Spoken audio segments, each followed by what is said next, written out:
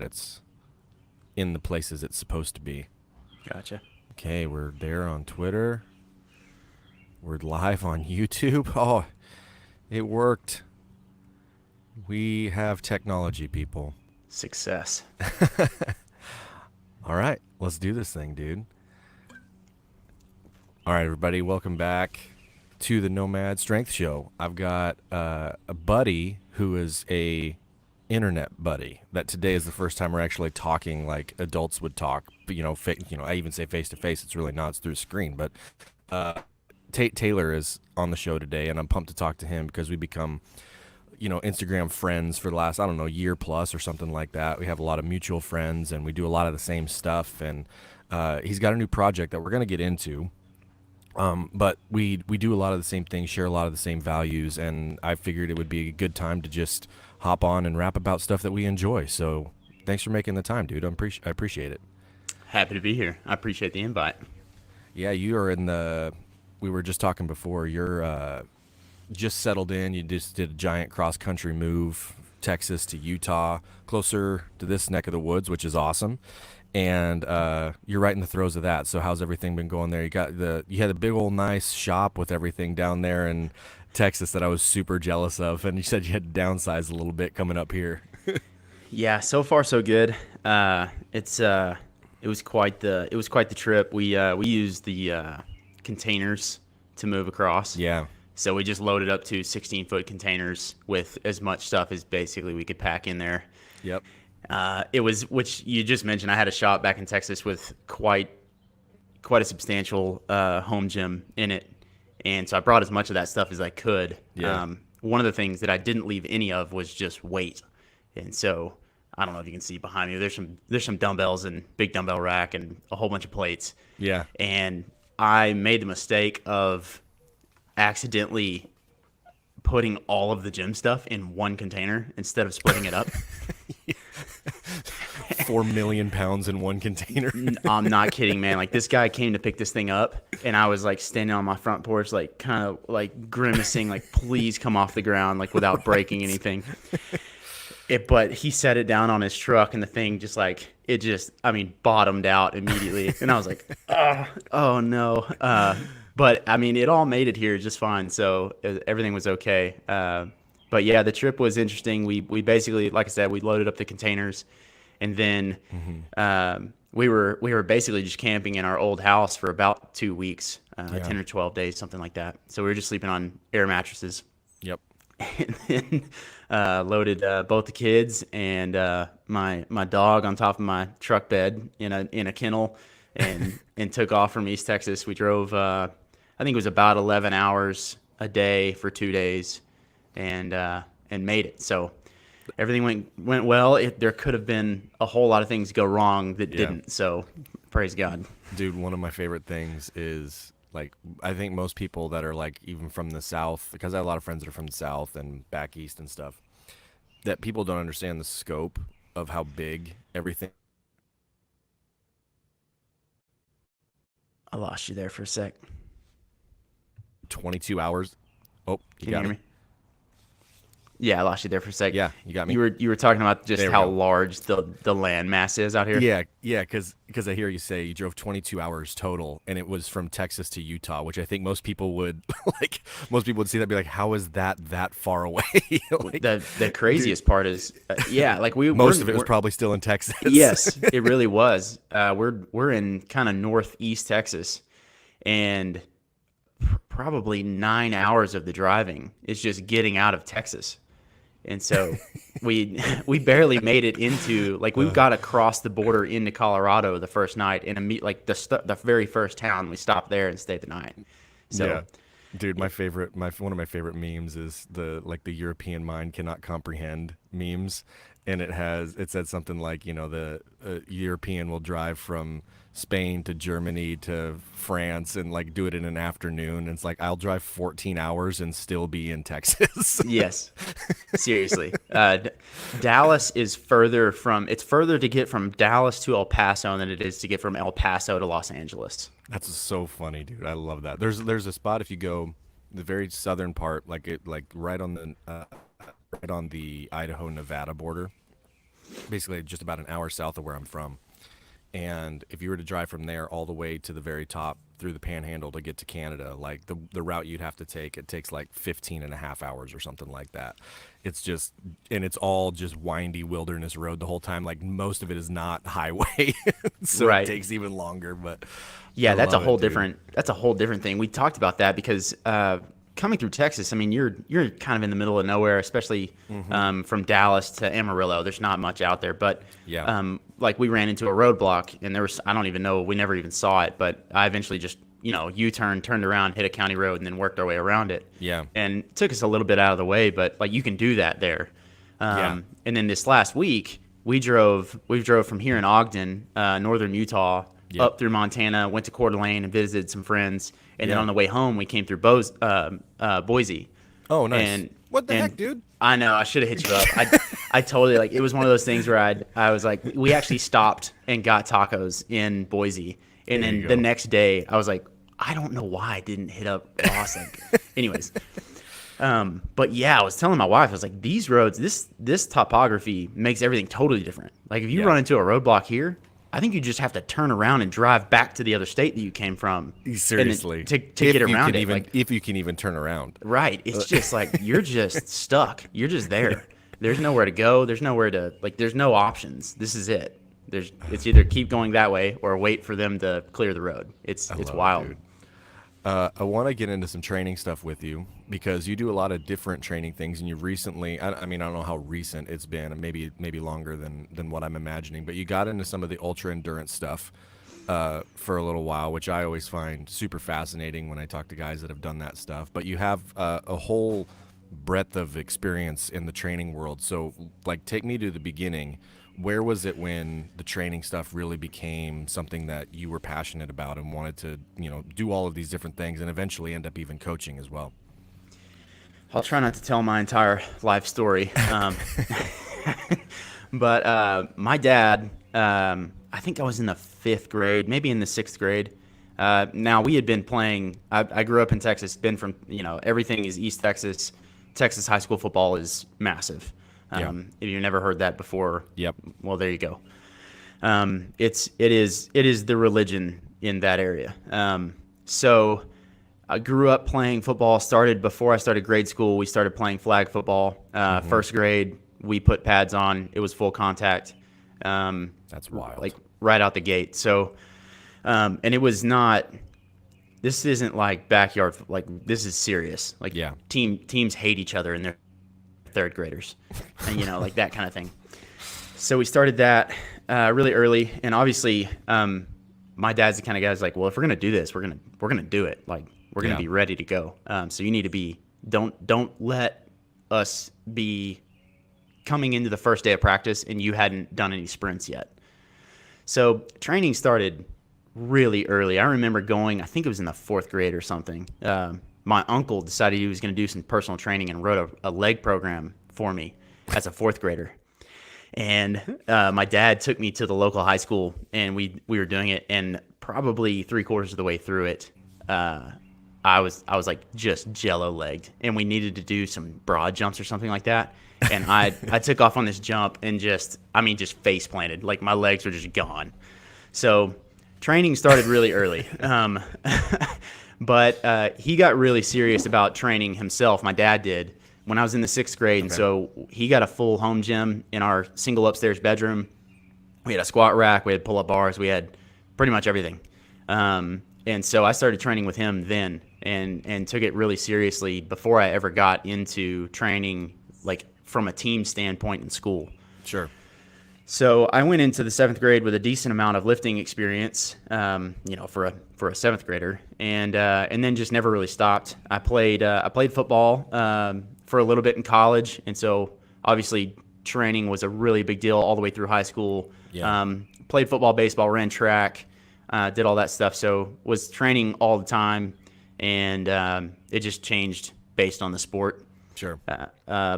The off-season program at the collegiate level was a significant step up, but I enjoyed it, and you could tell a big difference between guys who had come from backgrounds of being in the weight room as younger guys, Yeah. and then experiencing that for the very first time. those two groups were drastically different. And so it was fun I think that was kind of maybe the start of this, was seeing the difference in having been doing this, like having been training and then looking over and going, oh, it's not just that, because I was at a small school. Not everyone has the same amount of genetic potential and all that stuff. You just assume some kids are strong and fast and some kids are not strong or fast, Right. And then, but at the collegiate level, like, all these guys are athletes. They're all studs. But then we went in the weight room and I was like, oh, there's a differentiator here. And you can tell, like, who's been training and who hasn't. Yeah, exactly. And so that was the part that I always enjoyed. Growing up, the thing that I was just terrified of being was a coward. And just I always wanted to be tough. And that's not something that you can produce by reading a book. Like, I'm not saying you shouldn't read good books. Narrative and story is really important to the development of that mentality. But that has to be embodied in the world somehow. And I think that, this is just my opinion, but I think that physical strength training is the lowest hanging fruit that you could possibly go grab to develop those intangible things that you actually want. So it started there, and then did some stuff with, you've probably seen some of this, or someone has, but Bobby Stroop is Patrick Mahomes' personal trainer. Okay. He's from Tyler, Texas. So I trained at his facility for 2 of the summers that I was in high school, and just loved it. And so after my first year of college, in the interim during the summer, I actually went and interned with him and, and coached at his gym there in Tyler, and really, really enjoyed that. And from there, it just kind of never stopped. I just started. That was when CrossFit was really, like, blowing up. Yeah. And so Dan Bailey and Rich Froning and those guys were huge on YouTube. And I just of CrossFit. Yeah, that was the golden age of CrossFit. Dude. It was amazing. Like, I lived on YouTube watching, like, day in the life of Rich Froning videos. Yes. I mean, that was, I don't know how many times. 09 to like 15-ish was, like, seriously the best time ever. This was right in there, like 2013, 2014. Yep. I was just obsessed, and I was kind of getting burnt out with football and was kind of ready to go do something else. And so CrossFit kind of was the placeholder for some of that physical toughness, push yourself type thing. So that took over. And then after I stopped playing football, I was like, I'm never going to have a chance to do something like this ever again. And so I actually moved to the mountains and was a ski instructor in Keystone, Colorado, for 2 seasons. So I lived up there for 2 years, and that was a whole different kind of physicality. So I moved from this very power sports, ball sports type, short burst, tons of strength, tons of speed, power clean type sports, to something that was a lot more endurance based. And, if you can't breathe at altitude, like, you can be as strong as you want, but you can't move because you're just going to sit there with your hands on your knees, sucking wind. And so that was when the interest in the endurance stuff kind of kicked in. Started doing a bunch of hiking and backcountry camping, and hadn't gotten into hunting at that point yet, but skied, like, constantly. I was on skis every single day. And so the endurance thing picked up there, got into some rock climbing and stuff like that. And so then when I moved back home to Texas, I kind of had a little bit more of a broader horizon, and just been trying stuff ever since, really. Trained at multiple different places. But my uncle is actually the one that got me into the ultra endurance stuff. Oh, nice. That's kind of his cup of tea. He's really good at it. He is a long distance endurance guy. And so about 3 years ago, he finally talked me into going and running this race with him. It's in South Texas, or I guess kind of South Central Texas, but close to San Antonio in the hill country. And at a place called Bandera, which is the cowboy capital of the world. Nice. That's their claim to fame. It's a tiny little town, but it's a really cool little town, and it's down by the Hill Country State Natural Area down there. Yeah. And the place is actually an old like horse ranch. So you're running on single track, like mule trails. Oh, wow. And it's gnarly. Like, it's a lot of rocks. That obviously there's not mountains down there, but Right. there's nothing flat. Still rough terrain. It's really rough. It just beats you up. There's How long was the cactus race? everywhere. It's 100K. So Oh, it's 100.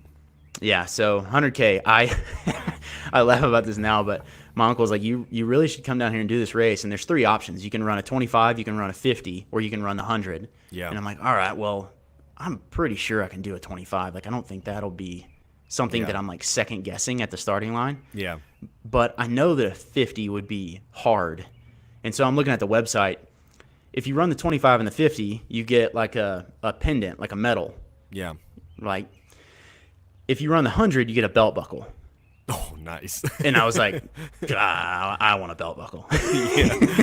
And so I had done like a handful of, I had done some duathlons when I was like really young, run and ride type stuff. I had done some 5Ks and things like that just for kicks, but I had never done any like distance running. So the very first like legit distance race that I ever signed up for was 100. That's amazing. 100K. And That's awesome. so it was quite the venture. I'm not like a small guy, so I'm not really like necessarily built for long endurance type races, but it was a blast, man. I ran, let's see, I trained for it for 8 months. My uncle wrote me a program for it. I trained for it for 8 months and ran 1,000 miles in 8 months. Wow. To get ready for it. And then went, and man, like there are a few things that are like that. You start at 7 o'clock in the morning and you run until it's dark. And then you keep running. How long did it take you? The first year, this was really cool. It wasn't real cool for my uncle, but he jumped out, and he was way in front of me, and he's not like he's not 30 years old. Yeah. He's approaching his 50s now, but is a stud. Yeah. And just run off and leave me. And so I'm trekking along, and later in the evening, right before it got dark, my wife stops at every single aid station. So every 5 or 6 miles, there's an aid station. You can stop, get food and water, that kind of thing. She met me at every single one and has every single year. And she was like, "You're kind of gaining on Boog," which is my uncle. Yeah. And she was like, "Yeah, he doesn't look like he looks like he feels bad." And so what happened was his stomach started turning on him around mile, I think 45, somewhere in there. Okay. And so each aid station after that, she was like, "He's like right there." so then like I'm like ramping up. I'm like, I'm trying to go get him, Yep. And I actually caught up to him at the second to the last aid station with about 50 miles to go, or at mile 50 with about 10 miles to go. I caught him, and he was in bad shape. He left the aid station, and I took off, and I caught him about 200 yards into the woods, and he was just like hand on a cedar tree, just projectile vomiting into the woods, and like looked bad. And I'm just there to finish this thing. Like I wanted to catch him because I just wanted to catch him, but like I don't even know anyone else there, so I'm not really competing with anybody else. And so I stopped, and we hung out for a minute. And he got done puking up whatever he had just eaten, and we took off walking, started talking. He started feeling a little bit better, and before you know it, like he's running way more than I want to run. And so the very first year I got to cross the finish line with him, which was a blast. And we did it in I want to say 16 and a half hours or 16 hours. Okay. Yeah. I can't remember exactly what I think it was 16 hours. So yeah, not blazing fast, but in 100K, it's roughly whatever your finish time is in hours. That's roughly your pace for the day. Okay. So if you finish in 16 hours, you roughly ran about a 16 minute mile for the day. Oh, okay. So it's easy math. But this past year this past January is the third time I had done it. So I PR'd and ran it in 14-15 this year. So I've shaved some time off. Do you train through most of the year now for that kind of stuff, or do you just take it cyclically, and then as you get closer to a handful of months out, you just kind of ramp up the running part of stuff? See, that's a great question. This is something I've kind of been working on for the last few years. I'm really getting to the point where I like training specific things in phases. Yeah. And so I'm a big fan of signing up for something like a race or setting some sort of standard, some sort of challenge that you want to have for yourself, basically quarterly, like every 3 or 4 months. Yeah. If you have something like that to train for, it gives you plenty of time where you don't feel rushed, but you can make a ton of progress in 3 or 4 months Yeah. towards a specific goal. For sure. Yeah, this year I wasn't going to run it. I had told my wife, I was like, I get too fanatical about training for it. And this is one thing about running that is like, it's great. And I'm a huge fan. And now that we're in Utah, we have access to a ton of trails. I was out on the trails this morning, but it takes you away from your family. So I can set up my garage gym and I can be, where I'm sitting right now, and I can be redlined. Yeah. But my son can be 5 feet away, like riding his bike. Yep. It's very like, I can do this right here. You can't do that to train for an ultramarathon. You got to go. You got to get out of here. And long runs and long hours, multiple times a week. Right. Yeah. And I'm not the kind of, I cannot stand the thought of showing up unprepared. And so I would rather go do the work, and I just enjoy that. Yeah. But it ends up impacting other places in your life that are actually on a higher priority. Yeah. And so this last year I wasn't going to run it, and my uncle goes to West Virginia, and he's been doing this for 4 years now. But he goes to West Virginia, and a buddy of his puts on a 100-mile race out there. It's the Rim to River 100-miler in the New River Gorge in West Virginia.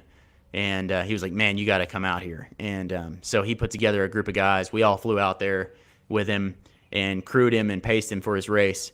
And so I didn't train for this at all. Like, Yeah. I was like, man, whatever you want me to do, I'll do it. Just I'll be ready. And he was like, okay, I think I want you to pace me on from like mile 45 to mile, it was like 67 or something like that. Okay. And I was like, oh, okay. That was longer than I was thinking you were going to ask. I was thinking it was going to be like, maybe I'll run a 10K with you or something. Right. No. It was 20 miles. No, yeah. I picked him up at around mile 50. I can't remember exactly, but around mile 50, picked him up. He was cruising, and we started down by the river and had about a 1,200-foot vertical gain just to get up out of the river. You climb up onto the shelf and then kind of meander around on some foothills up there.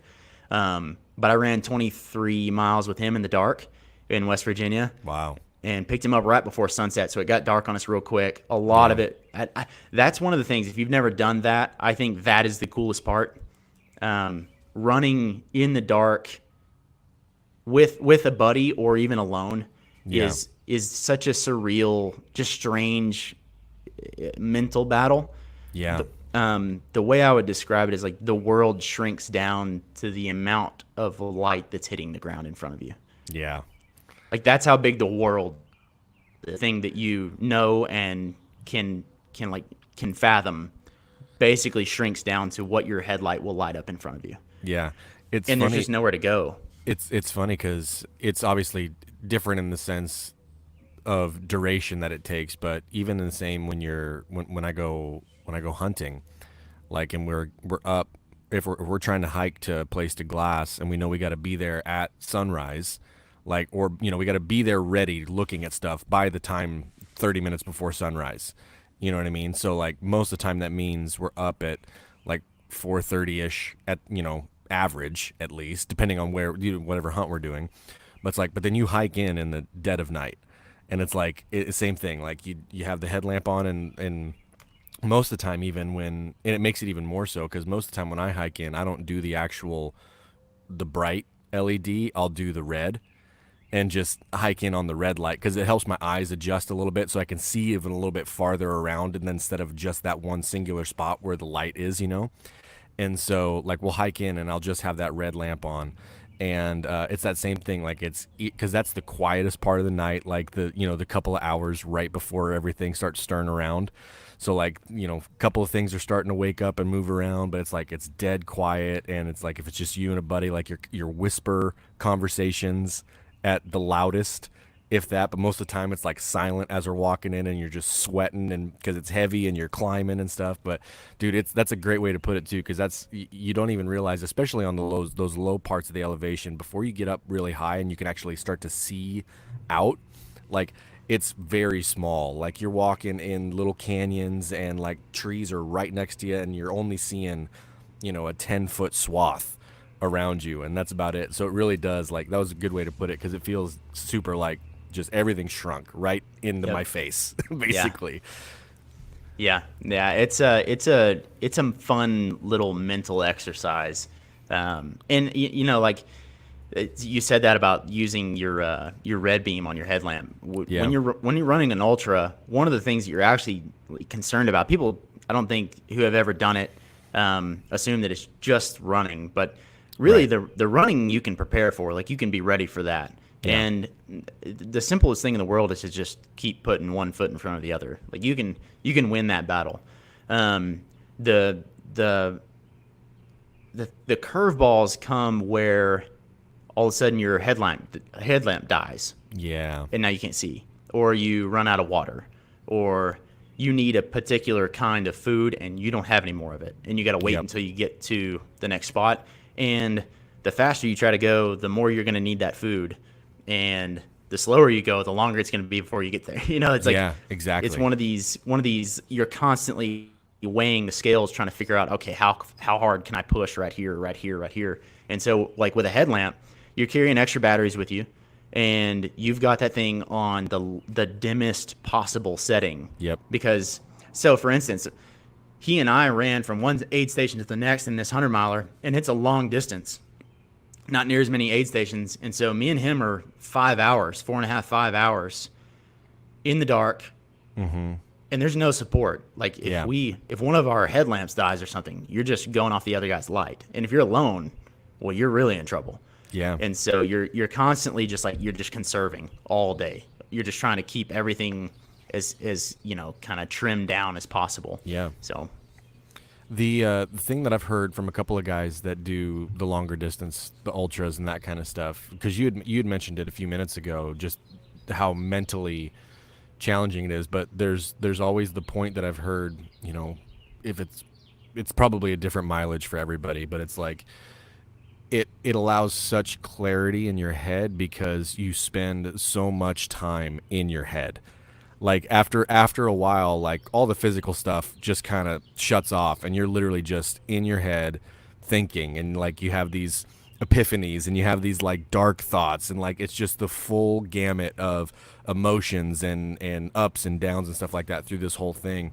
So that first time going through, how did you experience that part of it? And did you kind of like in the subsequent ones realize like, okay, this is going to happen, I'm going to be like going through this, I just got to push through kind of a thing?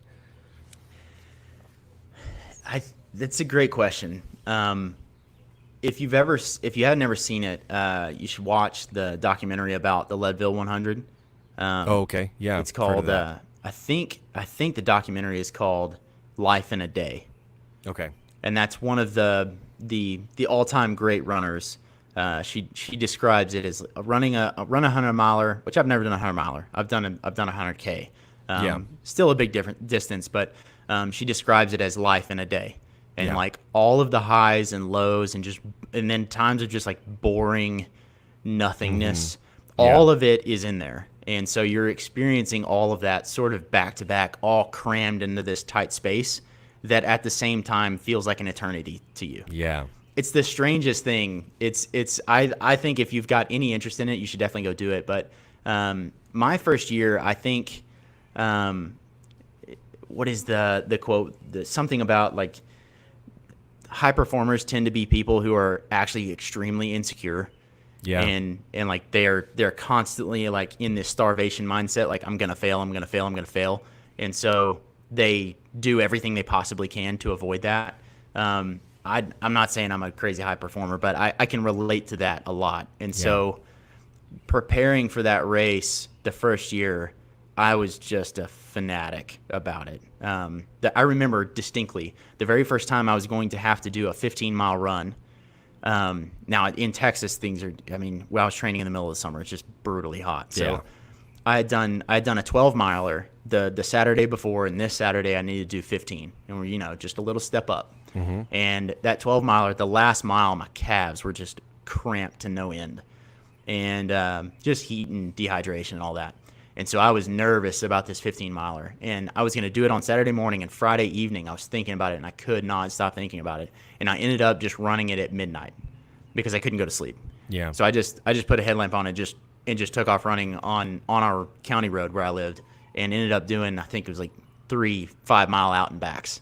Yeah. Until I had got my 15 miles, and then went to bed at like 2 o'clock in the morning, or 3 o'clock in the morning, whatever it was, and was like, but that kind of thing where like I think I try to on purpose put myself in those mental states as soon as possible. Like, okay, what's this going to feel like? What's this going to feel like? How am I going to be thinking during this?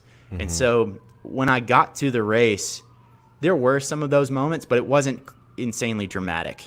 Yeah. There was some stuff that you're just like, some things that come out of left field that you're not prepared for. Like, Sure. I had been running, at one point before that race, I ran 100 miles in 6 days. So I can't remember exactly how that broke down, but basically I was doing, there were a couple days that were a marathon a day, and then some half marathon days, and add it all up, and 100 miles in 6 days. So that was rough. And so I made myself do that about a month before the race. And so when the race got there, it wasn't too bad. But I got to like mile 14, which I was in my head. I'm like, we're just getting started here. It's not a big deal. Yeah. And like waist down cramps because I was just not used to the terrain and the elevation change and the vertical and all that stuff. And I was like, what is going on? And it's one of those things. I think it's just the course down there, because I've talked to some other guys. My uncle said the same thing. He was like, man, it's just Bandera. That's just how it is down there. He was like, your legs are like, what is going on? And they kind of freak out a little bit and like try to, it's almost like they go, hey, maybe you should quit it. and you kind of just have to like ride it out. And it's the weirdest thing. Like in football, if you start getting cramps, dude, you're in trouble. Like you're not recovering from this. Yeah. You better take care of it like as soon as possible. Where in an ultra, like you've got all day. Like you can just keep moving and go a little bit slower. Take it down a notch and let everything loosen up, and then get rolling again. Eventually, your body will just kind of get over it. Yeah. And it's the weirdest thing. This year had the same thing happen to me.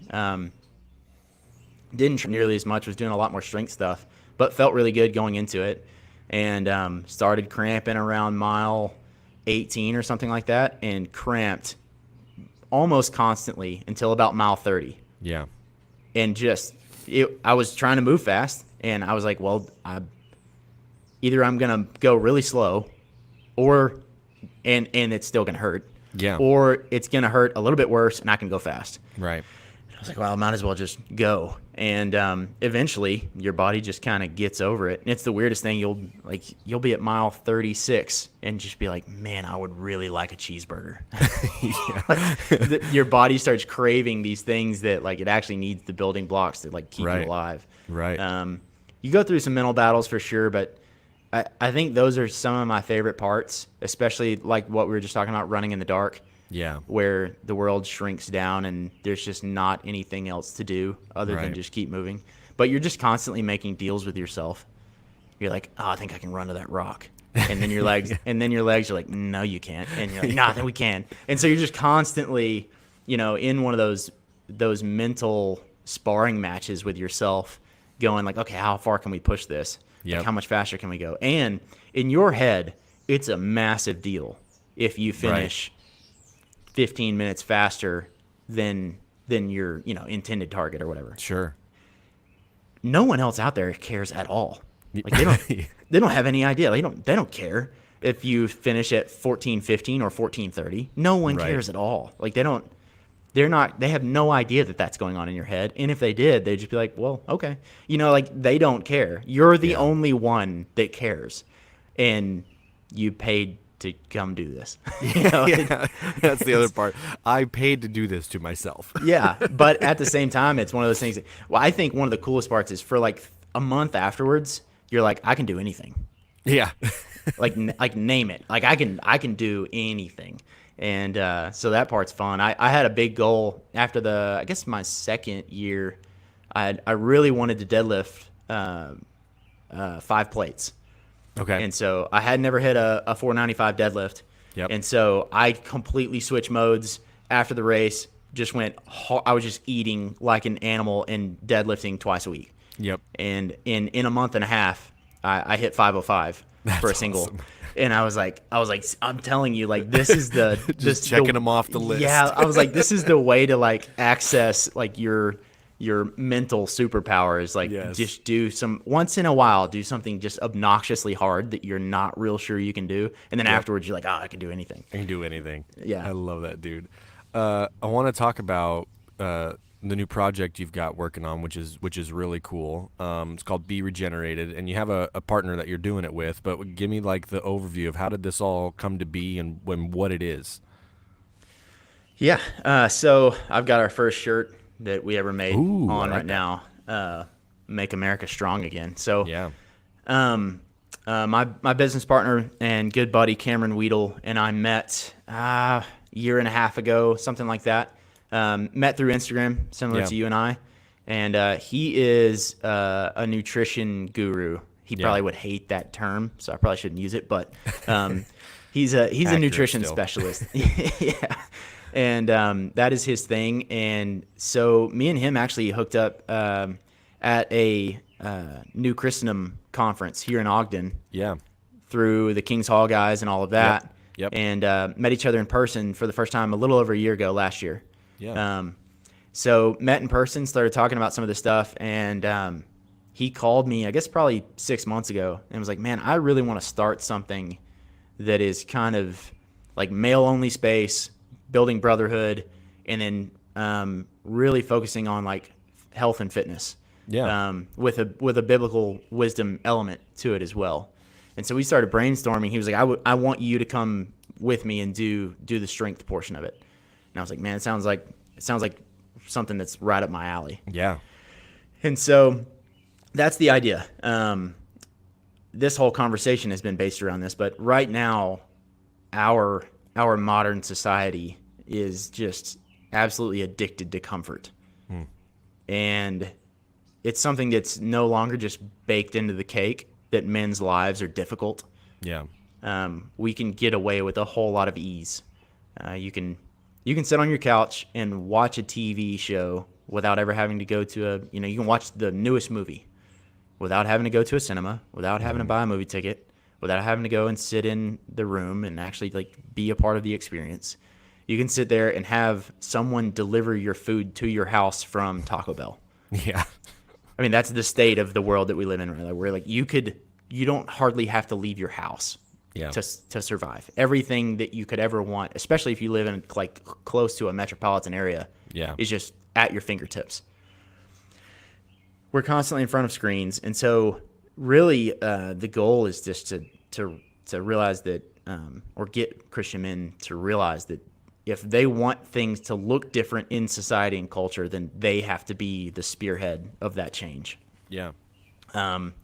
So that's really the thing that I'm aimed at is seeing some of that intangible stuff come to fruition, see guys get tougher, see guys enjoy challenges, see guys get stronger and be able to reap the benefits of that in their everyday lives with their families. And I mean, you've had some guys on the podcast recently. You had Ben Garrett on. Yeah. So he's the deacon at the church that we're at now. Yeah. So we're in the same place, same community, and those guys are really talking a lot about just the impotence of the church in America today, and how basically it just drags behind the culture, and does the same thing the culture does, but 5 years later and a way lower quality. Yeah, exactly right. I think that's a Doug Wilson quote. We do stuff 10 years later and worse. Yes, that's exactly. the church's program. So exactly.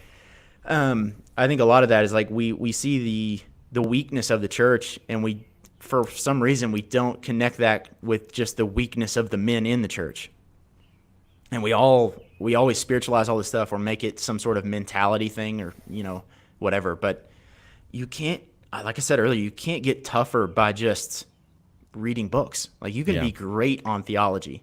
And so a bunch of the guys that we have in our group right now that we're running are studs as far as like, if you want to discuss paedo baptism, they'll start quoting reformers, and they're great about it. Like you probably don't want to wade into that discussion with them. But in the physical side, we have some major work to do, like a lot of work.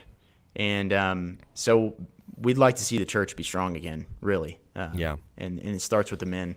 So, and you can't do that if you're in terrible health. You can't do that if your gut is jacked up, if your microbiome is terrible. You can't do that if you are eating trash all the time. And so we're kind of hitting it from both angles. We got to get guys to a point where they're healthy enough to start doing hard things. And then, once you get to that point, it's time to start doing hard things and seeking out that discomfort, because that's where the progress lies. So where does on the practical sense of what you guys are putting out, how do you help them go through that stuff, and how do you guide them through all of that? Yeah, that was all kind of ideological, but the idea basically right now we just have a giant text thread, but starting July 1st, we've got just under 100 guys in the group right now, and it's just constant. And your guy Alexander's in there with us too. Yeah. That dude is a stud. He's the best. And so so part of it is that he's just a big polar bear that just like lifts and does, like, you just point him in the direction. He's like, yep, got it. Got it. like straight executioner. Like he is like tenacious to a T. But it's a lot of it is that getting some of these younger guys or guys that don't have any experience with this stuff around guys like Alex, and going like, hey, this is possible if you get after it. Like, start doing the things that he does. Yeah. And look what happens. Yeah. Practically, that's going to look like we're going to start a school community. So that's in the books right now. If you haven't heard of that platform, it's kind of it's solid, on the come up right now. And we did quite a bit of research trying to figure out what was going to check the most boxes we wanted to check as far as an online platform goes. But essentially, it's just an online community. It's a brotherhood. So it's a male-only space. It's only for guys, particularly Christian guys who are looking to take dominion of their own lives, especially in the physical sense. And then that is connected to all of these other areas. If you want to be stronger spiritually, relationally, as a churchman, then I don't know why we would disconnect that from just being stronger in general. Yeah. It just makes sense. Yeah. I don't know why. It's one of those things that we tend to do, and I think it's just some Gnosticism that we have floating around right now, and it's been there for some time, but we separate all the spiritual stuff from all the physical stuff. That's not actually there. You're a human, like, you're a whole person. Everywhere your body goes, in the physical world. Like everywhere your body goes, your soul goes with you. Yeah. You're not ever in a state where like those things are separate, right? Especially on this side of eternity, that's not the case. And then that's another thing that we do is like we make heaven this place that we're pointed at and aimed at and preparing for. We make it ethereal. Yeah. As if there's no substance to it. And C.S. Lewis talks about this quite a bit, but like heaven is denser and heavier than this, and it's going to have a physical manifestation. We're going to have glorified bodies in the new heavens and the new earth. It's a physical place. So I don't know why we would ignore the physical stuff now. It just doesn't make any sense. And so that's kind of what we're pointing at, getting those guys around each other, getting them in conversations. Some guys are going to be really strong with the theology side. Some guys are going to be stronger on the physical side.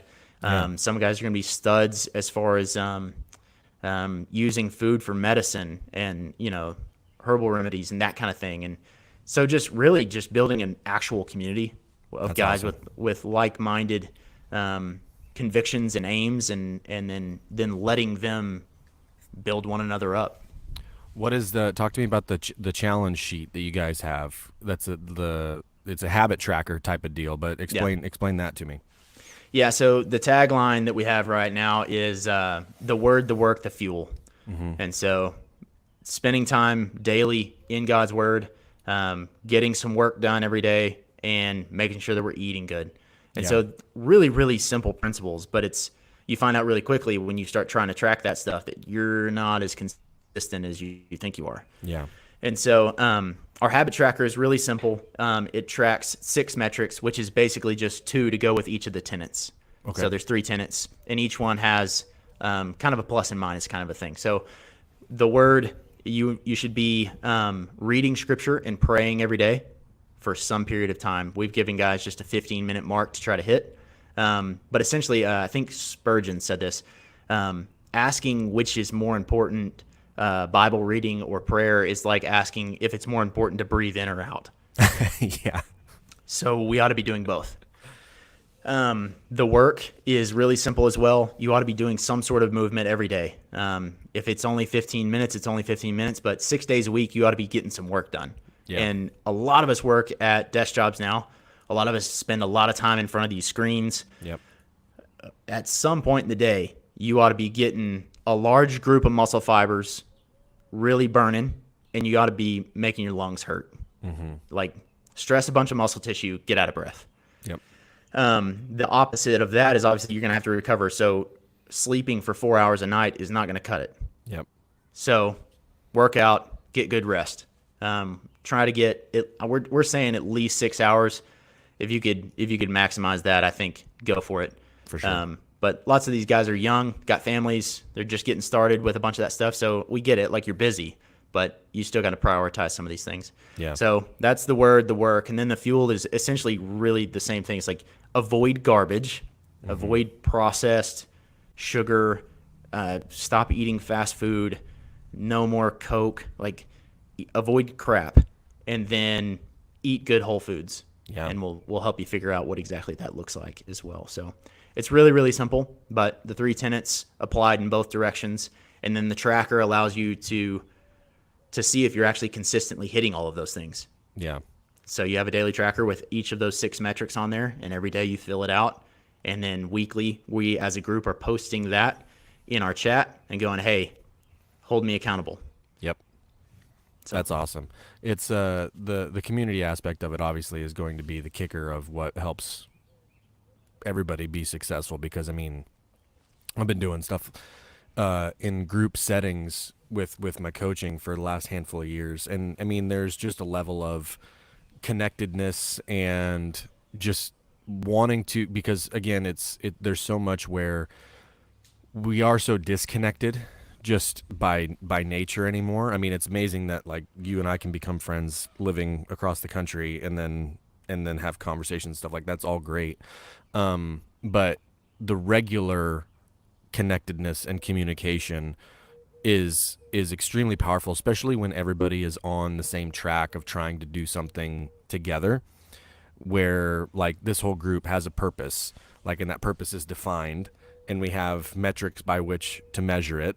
And it's like everybody knows all this, like this is all understood, and so that puts that something out in front to where everybody's like, this is the direction the ship's pointing. How do we get it all to go here, right? And Right. that makes it easy for everybody to do stuff and see like all these guys are all doing the same thing.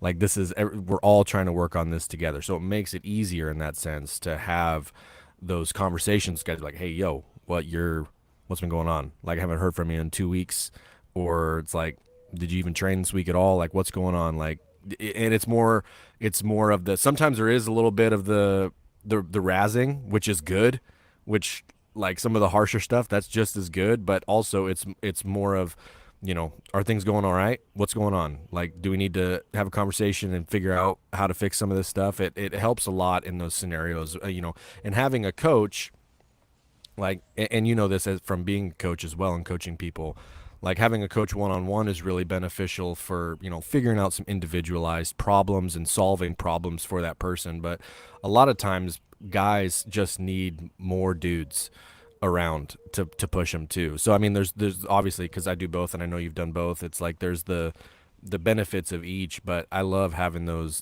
group models of stuff to really drive a lot of those guys. Yeah, that's absolutely true. There's definitely a massive benefit to having some one-on-one coaching and having somebody who's an authority figure to relay knowledge, especially when you're getting started.